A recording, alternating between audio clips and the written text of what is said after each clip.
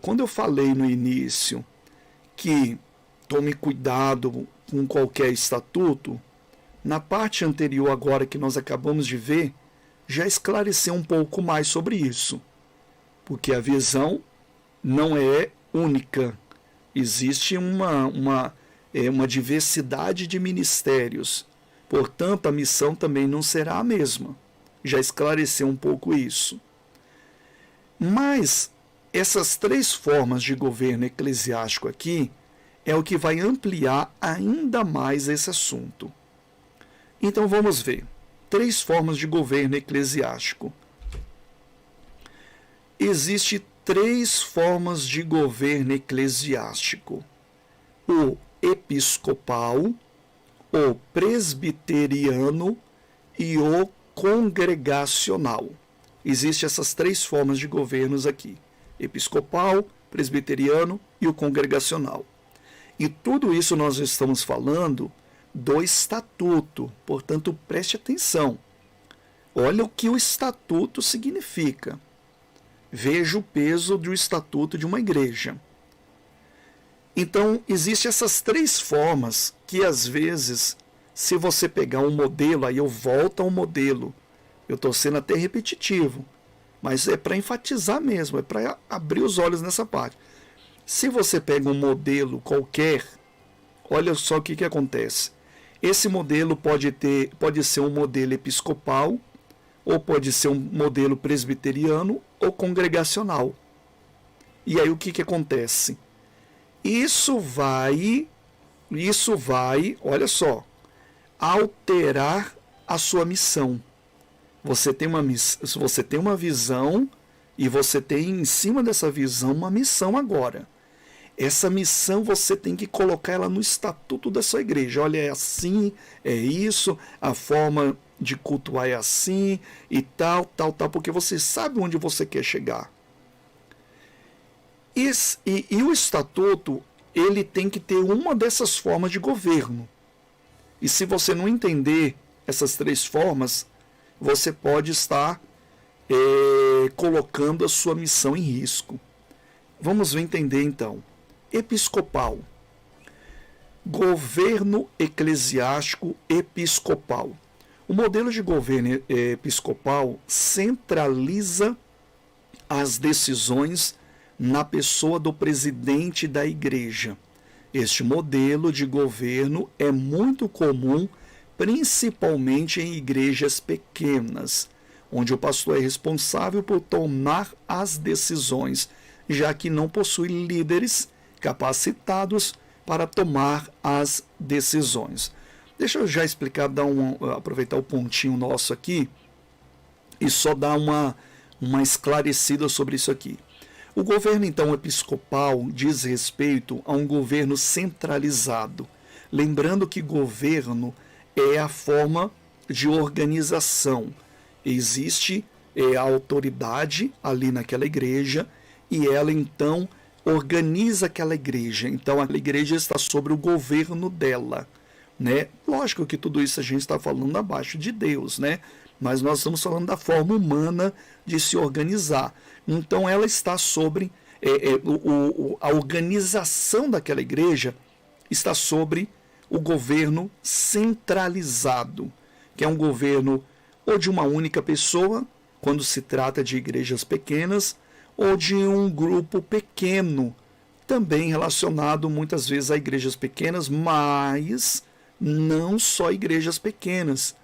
Existe, por exemplo, as igrejas chamadas neopentecostais, que elas são igrejas grandes, existem várias filiais, enfim, é uma organização grande.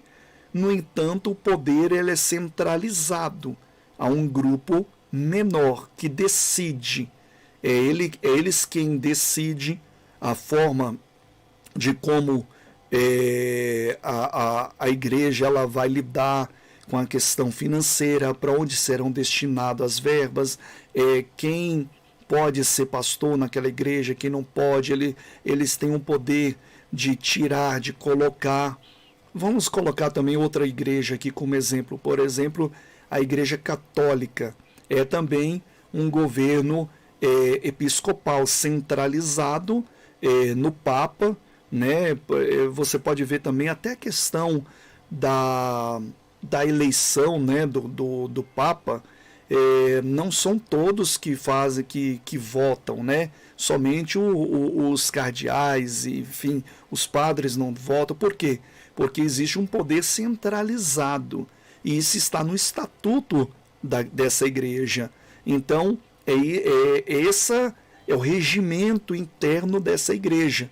Então, a forma de governo dessa igreja ou das outras igrejas que eu dei exemplo, nesse modelo episcopal, é o que eu quero chamar a atenção aqui, que ele é centralizado. Este modelo, como eu já li aqui, já falei, ele é muito comum principalmente nas igrejas pequenas. Por quê? Porque não existe uma organização, né? Digamos, com pastores, com diretores e outros mais, que simplesmente não existe essas pessoas, né? As igrejas são pequenas, só está ali o pastor, geralmente um auxiliar, então não tem como ser de outra forma. Mas ainda, como eu falei, ainda que tivesse como ser de outra forma, é um modelo mais adotado também, esse modelo mais centralizado. Porque muitas vezes, como nós vamos ler aqui, deixa eu ler, até terminando de ler aqui, além disso, em pequenas igrejas, muitos pastores utilizam recursos próprios para aplicar na igreja. Nesse tipo de governo, tudo é resolvido de forma ágil. Porém, pelo fato de o governo episcopal dar ao presidente total poder de decisão, o mesmo deve sempre manter todas as suas decisões esclarecidas, a fim de evitar qualquer tipo de questionamento por parte dos membros. Então, não é porque o governo episcopal ele centraliza no pastor, o pastor ele tem ali a palavra final das decisões daquela igreja, né, que ele deve fazer de forma obscura, né? Não, tem que ser forma clara, esclarecida, até mesmo para uma boa saúde da própria igreja. Mas é um modelo que eu falei que, independente de ser igreja pequena, igrejas grandes adotam esse tipo de modelo, até por causa também da questão da visão.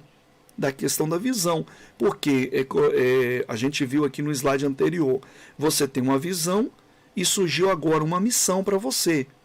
Então, geralmente, as igrejas sobre o governo episcopal, elas centralizam o poder sobre um grupo pequeno, no caso de organizações mais, digamos, mais evoluídas, porque elas entendem que só vão conseguir também executar a missão da igreja através deles próprios administrando. E se colocar na mão de outros não terão a mesma visão e digamos que essa missão, ela de certa forma será frustrada, né?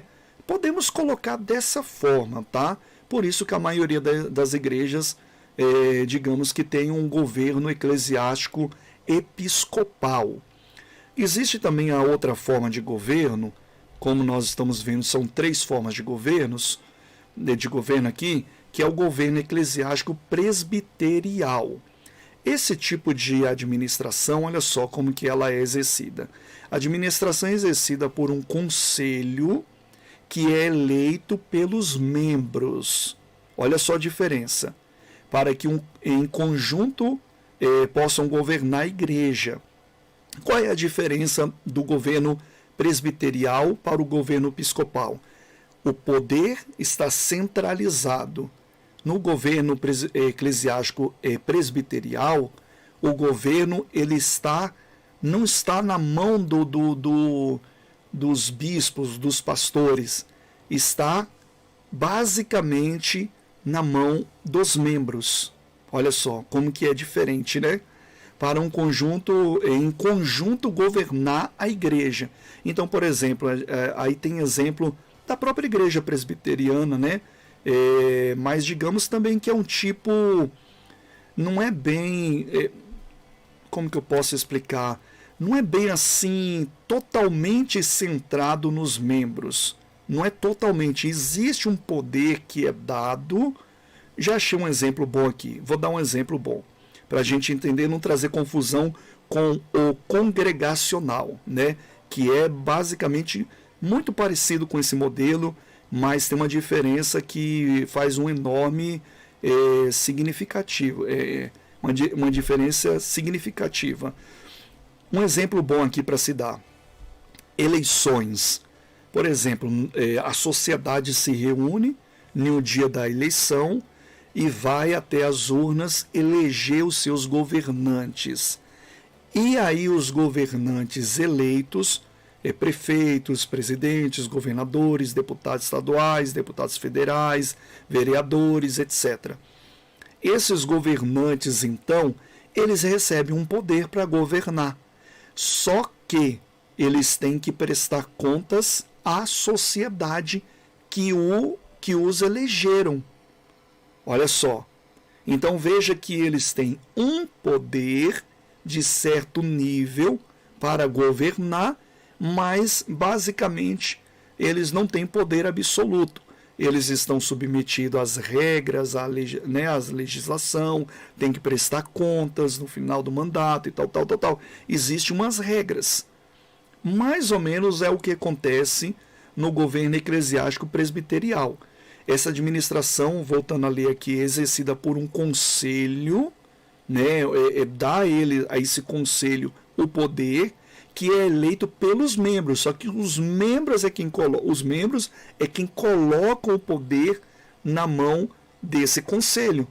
Então, se os membros têm o poder de decisão, se coloca João, se coloca Paulo, né? Só dando um exemplo aqui, lógico que é um conselho, mas eles têm o poder. Então não tem, é diferente do episcopal, que o poder é centralizado, não tem ninguém que pode tirar os membros daquele conselho, porque eles têm o poder absoluto. Basicamente, os membros dessa igreja, eles têm o direito de cultuar na igreja, de dar o seu dízimo, da sua oferta, de participar disso e daquilo, mas eles não têm poder deliberativo da igreja, da organização da igreja, para onde vai os fundos da igreja, como que aquela igreja vai se comportar. Eles não têm esse poder. No presbiterial, os membros já têm esse poder de dar o poder a um conselho. Então o conselho tem um poder? Tem, mas é dado pelos membros. Os membros podem tirar e pode destituir, pode colocar. Então esse é o exemplo mais encaixado aqui. Para o conjunto, terminar de ler aqui, para em conjunto governar a igreja. Um exemplo disso, a igreja presbiteriana é clássico nisso, né? Nesse regime de governo, um grupo de líderes eleitos pela igreja toma as decisões, veja. Então eles tomam as decisões, impedindo a participação de membros que talvez não estejam preparados para tratar de alguns assuntos.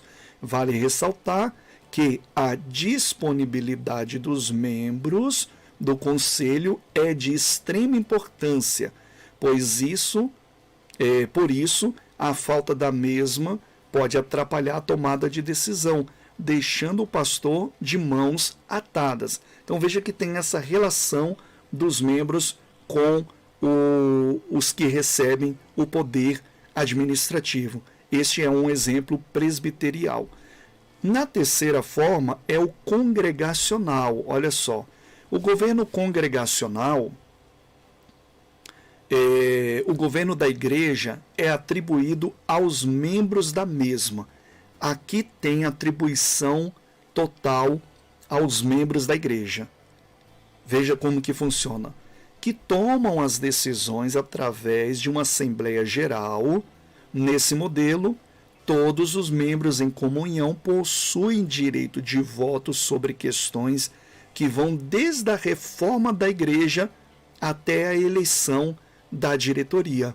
Então, numa assembleia, os membros decidem qual é o pastor, se o pastor ele vai permanecer naquela igreja, eles podem destituir o pastor, Eles decidem sobre questões de reforma da igreja, eleição de diretoria, eles quem decide a igreja, eles é quem em conjunto decidem. Muitas igrejas batistas mais tradicionais é nesse formato. Não digo aquelas que surgiram depois, que são muitas batistas agora, né? Mas aquelas de linha tradicional é congregacional, é mais congregacional. Elas têm ali o pastor, eu posso dar um exemplo aqui, ele é como um empregado. Ele tem o seu salário e basicamente ele não decide nada na igreja. Ele não vai decidir, olha, agora vamos investir nisso, vamos fazer isso, vamos fazer aquilo, tal, tal. Não, basicamente o que ele faz? Ele se consagra para pregar a palavra. Ele prega a palavra, ele presta serviço de um pastor. Então ele tem ali o seu atendimento pastoral, todas as questões relativas ao ministério pastoral somente. O restante é a igreja quem cuida, ele não cuida de nada. Então ele pode ficar ali, mas ele pode ser destituído também. Se não agradar os membros daquela igreja, ele pode, em outras palavras, ser mandado embora. Então é um tipo de governo eclesiástico congregacional. O ponto negativo desse regime, lendo aqui, de governo, é exatamente o poder que é dado aos membros, permitindo a criação de grupos políticos, dando aos mesmos o poder de até mesmo retirar o pastor da sua função, como eu já falei, em casos mais simples, como a aprovação de uma reforma, por exemplo, a vontade da maioria prevalece, impedindo o planejamento, o estabelecimento pelo pastor da igreja seja concretizado. Aí eu volto a falar aquela questão da visão e da missão, né? Porque se você fica de mãos atadas de como partir de forma organizacional com a sua igreja, basicamente você vai estar galopando ali na visão digamos, do que os membros decidirem. Então, é basicamente isso. Você fica ali de mãos atadas, digamos assim. Mas isso não é uma crítica, não, viu, pessoal? Cada um tem a sua visão. Cada um tem a sua visão. Eu só estou querendo passar aqui a questão dos pontos positivos também, dos pontos negativos, digamos assim. Se é que para alguns isso é ponto negativo, que eu acredito que não seja ponto negativo, até porque senão não adotaria esse tipo de visão. Para muitos isso é um ponto, é mais do que positivo, porque essa é a visão daquela igreja e eles têm todo o direito de exercer nessa visão. Então, essas três formas de governo eclesiástico, episcopal, o presbiteriano e o congregacional, ela tem que estar explicitamente no estatuto. É uma declaração sua de organização. É por isso, já pensou, se você pega, aí eu volto a falar do modelo, lembra do velho modelinho? Se você pega um modelo na internet e o governo eclesiástico daquele modelo da internet é um modelo congregacional. E aí você não sabe, você não prestou atenção ali, passou despercebido que parece ser tudo a mesma coisa, mas não é. E aí o que acontece? Você não tem uma visão de governo eclesiástico congregacional. A sua visão, por exemplo, é episcopal, né? Até mesmo por necessidade, eu digo que é bem difícil você adotar um desses tipos de modelos quando está iniciando. Mas não é impossível. Lógico que há sim forma de se organizar dessa forma. Como eu falei, as minhas colocações, às vezes, elas tendem mais para o lado episcopal, pelo fato de eu achar mais esse modelo, digamos que assertivo, mas é uma opinião minha. Lógico que se fosse um outro com uma visão diferente, estaria também tendendo a colocar pontos mais ali naquele tipo de visão. Mas que fique neutro essas três formas aqui, até porque eu sei que cada um tem um jeito, uma visão diferente, uma crença diferente, dentro disso que nós estamos falando, por isso que é uma diversidade de ministérios, né? Lógico, mas isso também não nos separa. Não é porque eu tenho uma visão diferente que eu vou virar as costas para quem tem uma visão, digamos, contrária à minha, dentro dessas questões que não interferem a doutrina, a sã doutrina, né? Então, é que nem os debates que tem aí. Ah, você é o quê? Arminiano? Ou você é luterano? Ou você é calvinista?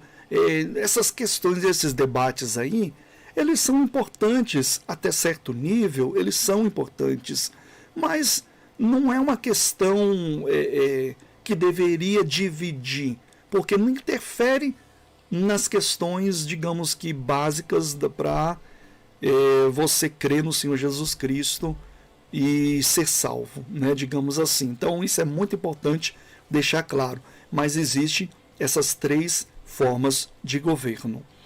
Então a pergunta final é essa daqui: mas em que o tipo de governo eclesiástico influencia? Será que você sabe responder essa pergunta agora? O tipo de governo eclesiástico influencia diretamente na elaboração do estatuto da igreja, pois é no estatuto que deve estar discriminado a forma de governo e administração daquela igreja.